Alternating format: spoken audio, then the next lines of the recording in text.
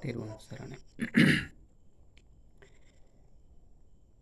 පංචස්කන්ධයේ ආත්ම ස්වභාවය වටහලා දෙන ගමන් අනාත්ම ස්වභාවයෙන් මේ පංචස්කන්ධය දිහා බලන හැටි විග්‍රහ කරන්නයි මේ වීඩියෝ ඔබ වෙත ගේන්නේ. සියලු දෙනාටම තෙරුවන් සරණයි. හුදෙකලාව වාසය කිරීම පිළිබඳව බුදුන් වහන්සේ දේශනා කළා තියෙන ආකාරයත් වර්තමානයේ හුදෙකලාවත් විග්‍රහ කරලා දෙන්න යන්නේ. සාමාන්‍ය අප සමාජයේ හුදෙකලාව වාසය කරනවා කියන්නේ තනියම ජීවත් වෙන කෙනෙක්. අම්මා තාත්තගෙන් දරුවන්ගෙන් ඇදපිසින් ඈත් වෙලා හුදෙකලාව ජීවත් වෙන. තනියම ජීවත් වෙන. ඒක තමයි හුදෙකලාව කියන වර්තමානයේ සමාජයේ කතා බහලක් වෙන්නේ. එතකොට මේ බුදුන් වහන්සේ දේශනා කළා කියන්නේ හුදෙකලාව ජීවත් වෙනවා කියලා තියෙන්නේ වෙනම මාර්ගයක්. ඒකත් අර ආත්ම කොට ගන්නේ නැතුව අනාත්ම ස්වභාවයෙන් බලන්නේ. ඒකත් පංච රූප ආස්වාදී ආදීනිව නිස්සරණය කිරීම තමයි ওই මාර්ගය. එතකොට බුදුන් වහන්සේගේ හුදෙකලාව වාසය කිරීම කියන්නේ පංචස්කන්ධේ ආත්ම කොට ගත්තොත් හුදෙකලාව වාසය කරන්නේ නැහැ. අනාත්ම ස්වභාවයෙන් ගත්තොත් හුදෙකලාව වාසය කරනවා. එතකොට හුදෙකලාව වාසය කරනවා කියන්නේ මේ සමස්ත සමාජයේම ජීවත් වෙමින් එන සිතවිල්ල කියන්නේ පංචස්කන්ධේ. පංචස්කන්ධය කියන්නේ රූප, වේදනා, සංඥා, සංකාර, විඥාන. ඒක වර්තමානයේ රූපයක් ගැටෙනකොටම අතීතයේ සිද්ධියක් අපි තියලා තියෙන සිද්ධියක් එනකොට තමයි මේක පංචස්කන්ධ විග්‍රහය වෙන්නේ. පංචස්කන්ධ සිද්ධිය විඥානේ පහළ වෙන්නේ. ඒතකොට විඥානේ පහළ වෙලා සක්කාය දිට්ඨියෙන් මම මගේ ආත්ම කොට අරගෙන මේක දැන් ආත්ම කොට ගත්තාම හුදෙකලාව ජීවත් වෙන්නේ. අතීතයේ සිද්ධියක් එක්කයි ගැටෙන්නේ. වර්තමානයේ රූපයක් එනකොටම අතීතයේ සිද්ධියක් මෙතෙන්ට එනවා. මෙතෙන්ට ඇවිල්ලා පංචස්කන්ධ විග්‍රහය සිද්ධ වෙලා ඊට පස්සේ මම මගේ ආත්ම කොට ගන්නා වූ අර ගති තුනෙන් එකකට බැඳෙනවා. ඒ ගති තුන ඇලෙන ගැටෙන මෝහ ගති තුනෙන් එකකට අපි ගැටෙනවා. එතකොට ඒ ගැටෙනවා කියන්නේ වර්තමානයේ සිද්ධියක් එනකොටම රූපයක් එනකොටම අතීතයේ අපි තිබ්බ දේත් එක්ක සංසන්දනය කිරීමම තමයි අපි දෙන්නෙක් එක වාසය කිරීම. අතීතයේ සිද්ධි වර්තමානයේ රූපයක් එක්ක ගැටෙනකොටම අතීතයේ අපි තිබ්බ රූපේ පංචස්කන්ධයේ විග්‍රහයත් එක්ක සංසන්දනය කිරීමම තමයි දෙන්නෙක් එක වාසය කිරීම. ඒකෙන් අයින් වීම තමයි හුදෙකලාව ජීවත් වීම. එතකොට මම මගේ ආත්ම කොට නොගන්නා තැනට ගන්න නම් අනාත්ම ස්වභාවයෙන් බලන්න නම් දැන් පංචස්කන්ධ විග්‍රහයේ රූප, වේදනා, සංඥා, සංකාර, විඥාන පැහැදිලි. එතෙන්ද ආවට පස්සේ අපිට වර්තමානයේ රූපයක් ගැටෙනකොටම අතීතයේ සිද්ධියක් ඉන්නේ. ඒක ඇවිල්ලා මම මගේ ආත්ම කොටගෙන සක්කාය දිට්ඨිය. අපි නොදන්නා කම නිසා සක්කාය දිට්ඨිය මම මගේ ආත්ම කොට ගන්නා වූ අපි මෙච්චර කාලයක් නොදැන හිටපු ගතිය නිසා මම මගේ ආත්ම කොට ගන්නවා. ඒතර සක්කාය දිට්ඨිය හැදෙනවා. මේක හරියට දැනගත්තොත් සම්මා දිට්ඨියනේ. සම්මා දිට්ඨිය නැති තැන තමයි සක්කාය දිට්ඨිය හැදෙන්නේ. එතකොට සක්කාය දිට්ඨිය හැදුණා කියන්නේ ආත්ම ස්වභාවයෙන් මේ එන සිතුවිලි දිහා බැලීම. යමක් ඉදිරියට හේතුවට තිබී. එතකොට යමක් ඉදිරියට තියෙනවා නම් උප්පත්ති භවයට හේතු ඉතුරු වෙනවා. උප්පත්ති භවයට හේතු ඉතුරු වෙනවා කියන්නේ අර හුදෙකලාව ජීවත් වීම නෙමෙයි. සමස්ත සමාජයේම ඉන්න ගමන් සමාජයෙන් අපි වර්තමානයේ සමාජයේ ජීවත් වෙනකොට වර්තමානයේ රූපයක් අනිවාර්යම රූප වෙනවානේ. සද්ද රූප, ගන්ධ රූප, රස රූප, පොට්ටප්ප රූප, ධම්ම රූප කියලා ආයතන හයෙන් රූප එනවා. ඒ එනකොට අපි අතීතයේ තියෙන අගයක් එක්ක තියෙන තිබ්බ එකක් තමයි එන්නේ. ඒ එනකොට අපි අතීතයේ සිද්ධියක් එක්කයි ගැටෙන්නේ. ඇවිල්ලා වර්තමානයේකත් එක්ක සංසන්දනය කරලා මේක ගැටෙනවා. ඒක තමයි හුදෙකලාව ජීවත් නොවන තැන. හුදෙකලාව ජීවත් නොවන තැන.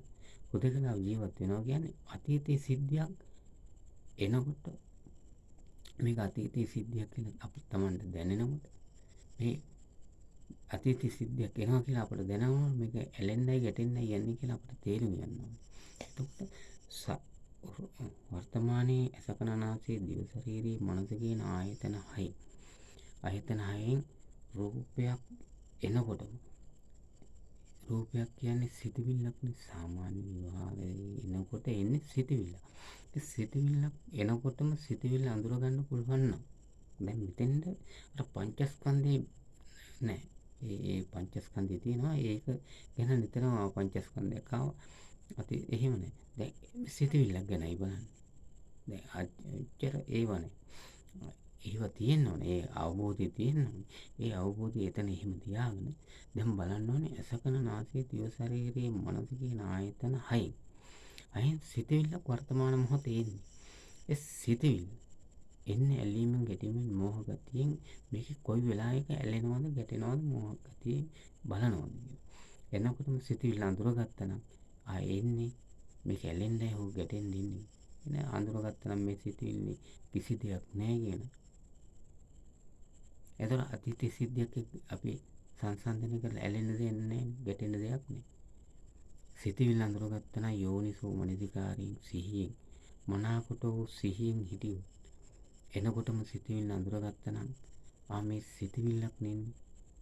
මේ සිතවිල්ල ආවේ එන ස්වභාවය අනුව හිතේ ස්වභාවය අනුව හිතේ ස්වභාවයම ආහාර කොට ගන්න හිත සිතවිල්ල.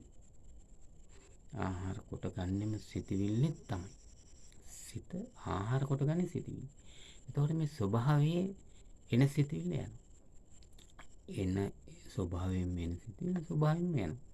අපි ඒක කරන්නේ මෙහෙන් ස්වභාවයෙන් එන සිතවිල්ලට මෙහෙන් අපි යමක් දානවා. අපි මෙහෙ යමක් දාපුවාම සිතවිල්ල යනවා. හැබැයි අපි මෙහෙ දාපු එකට අර සිතවිල්ල හා සංසන්දනය කරලා ගැටුණු දේ මෙහි ඉතුරු වෙනවා. උත්පත්ති භවයට හේතු ඉතුරු වෙනවා. අතීතයට ඒක ඉතුරු වෙනවා. අපි කරුණු කාරණා 100ක් ගමු. 100ක් අපේ අතීතයේ තියෙනවා. මරණ අතීතයක තියෙනවා. මරණ අතීතයේ තියෙනවා. ඒ තියෙන 100න් වර්තමාන මොහොතේ එකක් ගැටෙනකොටම එකක් ඒ 100න් එකක් එනවා මෙතන. ඇල්ල මේක සංසන්දනය කරනවා අපි තිබ්බ අගයක් තියෙනවා. ඒක ඇලෙනවද ගැටෙනවද මෝහ ගතියද. එතකොට ඒ අතීතයේ සිද්ධියක් එක්ක තමයි මේ වර්තමාන රූපේ ගැටෙන්නේ. ගැටෙන්නේ අපි හුදෙකලාව නොදන්නා කමින්. හුදෙකලාව ජීවත් වෙන්න හුරුකම ඉගෙනගෙන නැති නිසා. හුදෙකලාව ජීවත් වෙනවා කියන්නේ සමස්ත සමාජයේම ගෘහ ජීවිතයේදී පන්සලේ ඔහේ වුණත් හුදෙකලාව ජීවත් වෙනවා කියන්නේ එන සිතවිල්ල අඳුරගෙන සිතවිල්ලේ කිසි දෙයක් නැහැ. මේක නිත්‍ය නෑ. මේක නිත්‍ය කරගත්තොත් උත්පත්ති භවයට හේතු ඉතිරි වෙනවා. මේක අනිත්‍යයි. මේක සිතවිලි කිසි දෙයක් නැහැ. නැහැ කියන්නේ අනිත්‍යයි. නැහැ කියලා හිතුවම මේක ස්වභාවයෙන්ම ඇවිල්ලා ස්වභාවයෙන්ම නැති වෙලා යන සිතවිල්ලනේ. ඒ සිතවිල්ල නැති වෙලා යනවා. ඒක අනිත්‍යයි. ඕක තමයි අනිත්‍ය බලිය. ඕක තමයි හුදෙකලාව ජීවත් වෙන්නේ. ගොඩක් විස්තරයක් නේ. හුදෙකලාව ජීවත් වෙනවා කියන්නේ අර වර්තමානයේ එන රූපෙට අපි මල අතීතයේ තිබ්බ සිද්ධියක් මෙතෙන්ද ගේනවා. මතකෙට එනවා. මතකෙට ඇවිල්ලා මේ වර්තමානයේ එන රූපෙත් හා සංසන්දනය කරලා බලනවා මේක ඇලෙන්න ඕනද ගැටෙන්න ඕනද. එතකොට අපි ඇලෙනවා හෝ ගැටෙනවා. මෝහ ගතියම ගන්න. එතකොට හුදෙකලා බව නේ. බුදුන් වහන්සේ බුදුදහම අනුව හුදෙකලා බව නම් එන සිතවිල්ල අඳුරගත්තා. ඒ සිතවිල්ලේ කිසි දෙයක් නැහැ. මේක අනිත්‍යයි. නිත්‍ය කරගත්තොත් උත්පත්ති භවයට හේතු ඉතිරෙනවා. මේක නැහැ කියන සිතවිල්ල මේ සිතවිල්ලක් මේ සිතවිල්ල කිසි දෙයක් නැහැ. මම යමක් මෙහෙන් අතීතයේ සිද්ධියක් ගෙනලා දැම්මොත් තමයි මේක තියෙනවා කියලා පේන්නේ. එතකොට තමයි මම මගේ ආත්ම කොට ගන්න. එතකොට අතීතයේ සිද්ධියක් අපි නොදන්නාකම හින්දා දාගත්ත හින්දානේ මම මගේ ආත්ම කොට සක්කාය දිට්ඨියෙන් බලපු හින්දානේ මේ හුදකලාව නොවන තැන ඉන්නේ. දෙන්නේ එක වාසය කරන්නේ. ඒක හරියටම අපි දැනගත්තොත් සක්කාය දිට්ඨියයි නැතුව සම්මා දිට්ඨියෙන් අපි මේක දැක්කොත් අපට හුදකලාව ජීවත් වෙන්න පුළුවන්. එන සිතුවිල්ල අඳුරගත්තා. සිතුවිලි කිසි දෙයක් නැහැ. කිසි දෙයක් නැත්තම් මේක නිත්‍ය නෑ. මේක අනිත්‍යයි. අනිත්‍ය ස්වභාවයෙන්ම එන සිතුවිල්ල ස්වභාවයෙන්ම නැති වෙලා යනවා. ඒක තමයි හුදකලාව. ඕකම තමයි නිවනට. ඕක නැවත නැවත වැඩිම තමයි අනුගමනීය ප්‍රතිපදාව. ඕක දිහා යම සිහියෙන් බැලීම තමයි යෝනිසෝ මනසිකාරය.